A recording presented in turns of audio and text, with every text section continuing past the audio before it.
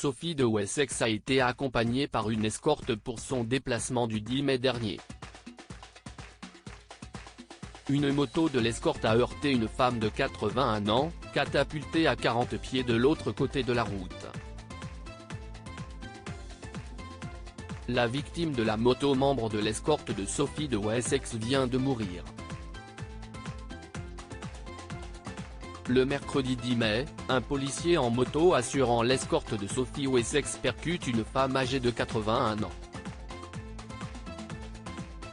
Après près de 2 semaines de lutte, la femme âgée, gravement blessée, est décédée comme le rapporte son fils.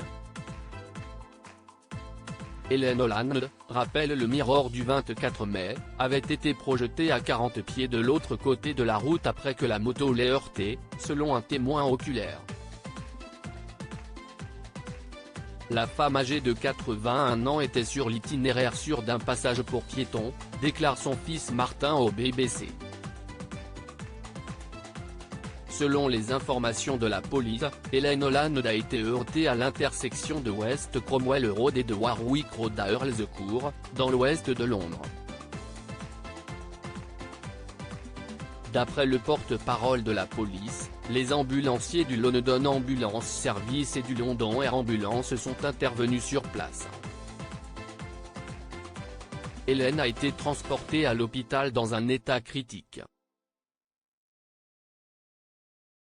Lors de l'incident, le palais de Buckingham a publié un communiqué disant que l'épouse du prince Edward, Sophie de Wessex, 58 ans, était reconnaissante de la réaction rapide des services d'urgence et qu'elle se tiendrait informée de l'évolution de la situation.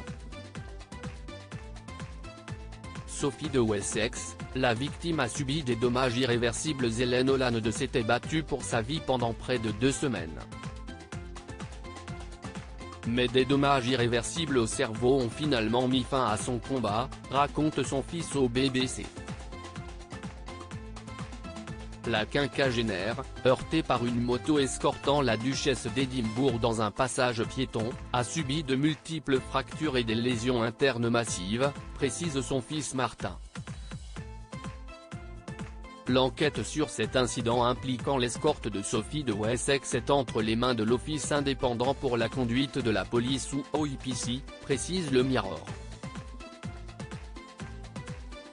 Le 19 mai dernier, l'IPC a lancé un appel à témoins tout en précisant qu'il détient des images de vidéosurveillance des propriétés voisines.